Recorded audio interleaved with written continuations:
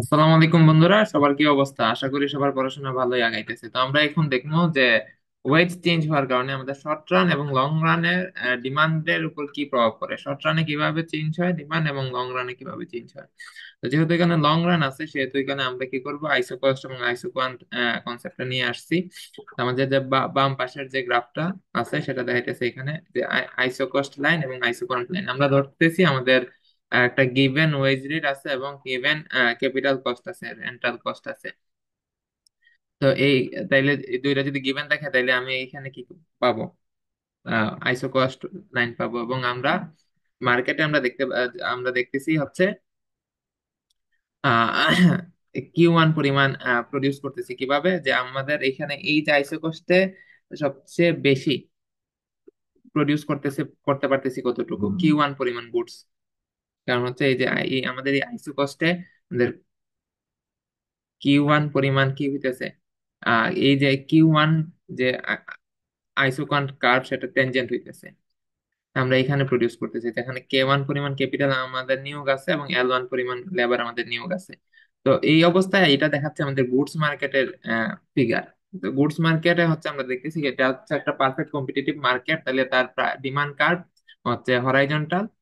এবং তাইলে আমাদের গুডস মার্কেটের ইকুইলিব্রিয়াম কোথায় হবে, যেখানে মার্জিনাল কস্ট এবং মার্জিনাল রেভিনিউ সমান হবে। এখানে মার্জিনাল রেভিনিউ হচ্ছে এই যে হরাইজন্টাল লাইন, এবং মার্জিনাল কস্ট প্রথম যখন আমরা কিউ ওয়ান প্রডিউস করতেছি তখন আমরা ধরতেছি আমাদের মার্জিনাল কস্ট হচ্ছে এইটা। এবং তাহলে অপটিমাম আউটপুট হচ্ছে কিউ ওয়ান, যেটা পি ওয়ান দামে সেল হবে। তো এইটা হচ্ছে একই সাথে ঘটনাটা ঘটছে, যে হচ্ছে আমরা এই যে কিউ ওয়ান পরিমাণ প্রডিউস করতেছি, কিউ ওয়ান পরিমাণ প্রডিউসের আইসোকার লাইন হচ্ছে এটা, আইসোকাউন্ট কার্ভ হচ্ছে এটা, এবং এটা আইসোকস্ট কার্ভ, আইসোকস্টের সাথে ট্যানজেন্ট হচ্ছে এক্স পয়েন্টে। তাহলে আমরা এল ওয়ান পরিমাণ কি করতেছি, লেবার ডিমান্ড করতেছি। এখন কোনো কারণে যদি ওয়েজ রেটটা বেড়ে যায়, তাহলে ওয়েজ রেট বাড়লে কি হবে? ওয়েজ রেট বাড়লে প্রথমত আইসোকস্ট লাইনটা রোটেট করবে, কারণ আমি আগের মতো আর লেবার নিয়োগ করতে পারতেছি না। আর আমরা ধরতেছি যে আমার যে ক্যাপিটালের প্রাইস, রেন্টাল প্রাইস, সেটা কি আছে, সেম আছে, কনস্ট্যান্ট আছে। তাহলে এইদিকে চেঞ্জ না হলেও আমার এইদিকে লেবার আমি এখন বর্তমানে কম নিয়োগ দিতে পারবো। তো যেহেতু আমার ওয়েজ রেটটা বেড়ে গেছে, তাহলে আমার মার্জিনাল কস্ট কি হয়েছে, বেড়ে গেছে না? তো মার্জিনাল কস্ট কার্ভ কি হয়েছে দেখেন, সাপ্লাই কার্ভ বা মার্জিনাল কস্ট বাম দিকে শিফট করছে। তাহলে আমি বর্তমানে আমার যে কস্ট আছে সেই অনুযায়ী আমি কিউ টু পরিমাণ প্রডিউস করতেছি। তো কিউ টু পরিমাণ প্রডিউসের যে পরিমাণ, এই পরিমাণ আমার যে আইসো কোয়ান্ট আছে, আমার যে টেকনোলজি আছে, সেই টেকনোলজি অনুযায়ী কিউ টু পরিমাণ প্রডিউস করতে আমার এই পরিমাণ, এই কম্বিনেশনের ক্যাপিটাল বা লেবার প্রয়োজন হয়। আইসোকান্ট লাইন, আমি এই আইসোকান্ট লাইনে আছি। আশা করি আইসোকান্ট লাইনের ক্যারেক্টারিস্টিক্স বোঝানোর দরকার হবে না, আমরা সবাই বুঝি। আইসোকান্ট লাইন হচ্ছে দেখা different combination of labour and capital, যে একটা একটা same constant level of output কি করতে পারে, প্রডিউস করতে পারে। অর্থাৎ এখানে যে পরিমাণ আউটপুট, এখানেও সেম পরিমাণ আউটপুট আমরা নির্দেশ করি। তাহলে এই যে কিউ টু পরিমাণ, বর্তমানে যেহেতু মার্কেটে সে কিউ টু পরিমাণ গুডস সেল দিবে, তাহলে সে কিউ টু পরিমাণ প্রডিউস করবে। তো কিউ টু পরিমাণ প্রডিউস করা সে বিভিন্ন কম্বিনেশনে সে প্রডিউস করতে পারবে। তো বর্তমানে তার আইসো কস্ট লাইন হচ্ছে এইটা, তাহলে উচিত হচ্ছে কি সে জেড পয়েন্টে প্রডিউস করার। যেহেতু এখানে কি টেনজেন্ট হয়েছে, এটা হচ্ছে লিস্ট কস্ট পয়েন্ট, সবচেয়ে কম খরচ হবে যে দেশে জেড পয়েন্টে প্রডিউস করে। কিন্তু শর্ট রানে সে জেড পয়েন্টে যাইতে পারবে না, কারণ আমরা জানি কি শর্ট রানে সে ক্যাপিটাল কি করতে পারবে না, চেঞ্জ করতে পারবে না। তা আমরা দেখছিলাম আগে তার ক্যাপিটাল ছিল কে ওয়ান, তাহলে বর্তমানে সে কে ওয়ান পরিমাণ ক্যাপিটালই ইন্ট্রোডিউস করবে। তাহলে তার পক্ষে উপায় কি? উপায় হচ্ছে যে কে ওয়ান এর সাপেক্ষে, কে ওয়ান যেখানে আছে এইখানে যে আইসোকোয়ান্ট লাইন আছে, আইসোকোয়ান্ট কার্ভ আছে, সেই বিন্দুতে প্রডিউস করতে হবে। সে যদি কিউ টু পরিমাণ প্রডিউস করতে চায়, তাইলে তার কি করতে হবে যে যেহেতু শর্ট রান, বর্তমানে শর্ট রান আছে, শর্ট রানে ক্যাপিটাল বাড়াতে পারবে না। তো আগের ক্যাপিটালের সমান যে জায়গায় আইসোকান্ট আছে সেখানে থাকবে। তাহলে ওয়াই পয়েন্টে থাকতেছে, তো ওয়াই পয়েন্টে লেবার ডিমান্ড হচ্ছে এল টু পরিমাণ। এখন কাহিনী হচ্ছে এটা হচ্ছে শর্ট রানে। তাহলে শর্ট রানে ওয়েজ যদি চেঞ্জ হয়, বাড়ে, তাহলে আমরা দেখতেছি এল টু থেকে, এল ওয়ান থেকে এল টু তে কমে দিতেছে লেবার ডিমান্ড। কিন্তু লং রানে কি করতে পারে? লং রানে কোন একটা ফার্ম ক্যাপিটালও চেঞ্জ করতে পারে। তো যেহেতু এখানে লেবার বেশি কস্টলি হয়ে যাচ্ছে, তাহলে মানুষজন ক্যাপিটাল বেশি নিয়োগ করবে। এবং শর্ট লং রানে যেহেতু ক্যাপিটাল চেঞ্জ করতে পারতেছে, তাহলে সে লিস্ট কস্ট পয়েন্টে প্রডিউস করতে পারবে, জেড পয়েন্টে, যেখানে সে আগের চেয়ে ক্যাপিটাল বেশি নিয়োগ দিতেছে এবং লেবার আগের শর্ট রানের চেয়ে বেশি কম নিয়োগ দিতেছে। তো এখন সে লেবার নিয়োগ দিতেছে এল L3 পরিমাণ। তো এইখানে হচ্ছে দুইটা ইফেক্ট আছে।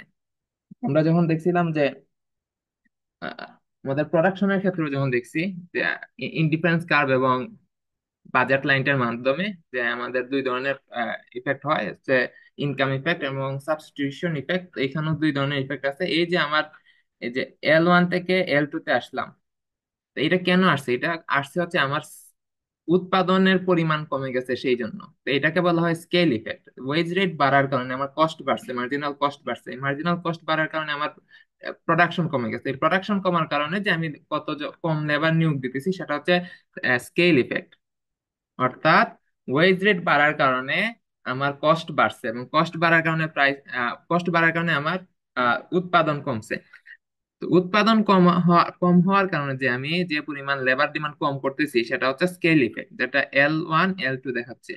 আর একটা হচ্ছে সাবস্টিটিউশন ইফেক্ট। সাবস্টিটিউশন ইফেক্টটা কি? সাবস্টিটিউশন ইফেক্টটা হচ্ছে আমার যেহেতু ওয়েজ রেট বাড়ছে, তাহলে ওয়েজটা রিলেটিভলি মোর এক্সপেন্সিভ হয়ে গেছে ক্যাপিটালের তুলনায়। তাহলে আমি কি করব, যেহেতু লেবারটা মোর এক্সপেন্সিভ দেন ক্যাপিটাল, তাহলে আমি কি করব, লেবারকে ক্যাপিটাল দ্বারা সাবস্টিটিউট করব। আমি কিছু কম লেবার নিয়োগ করে বেশি ক্যাপিটাল নিয়োগ করব। এই যে তাহলে এই যে ওয়াই থেকে জেড পয়েন্টে গেছি, সেটা দেখাচ্ছে হচ্ছে সাবস্টিটিউশন ইফেক্ট। তাহলে L2 L3 পরিমাণ যে পার্থক্য, লেবার ডিমান্ড কমছে, সেটা হচ্ছে সাবস্টিটিউশন ইফেক্টের জন্য। অর্থাৎ এই পরিমাণ লেবার আমরা কি করছি, ক্যাপিটাল দ্বারা সাবস্টিটিউট করছি। তাইলে শর্ট রানে শুধুমাত্র স্কেল ইফেক্ট দেখা দেয়, যে আমি কি পরিমাণ প্রোডাকশন কমাইছি এবং এই প্রোডাকশন কমানোর জন্য আমার কি পরিমাণ লেবার কম লাগতেছে। কিন্তু লং রানে আমার কাছে কি থাকে, আমার এই যে স্কেল ইফেক্ট এবং সাবস্টিটিউশন ইফেক্ট উভয়ই থাকে। যার কারণে আমাদের শর্ট রানে ওয়েজ রেট যদি ইনক্রিজ করে, W1 থেকে W2 তে যায়, তাহলে আমাদের এই যে কি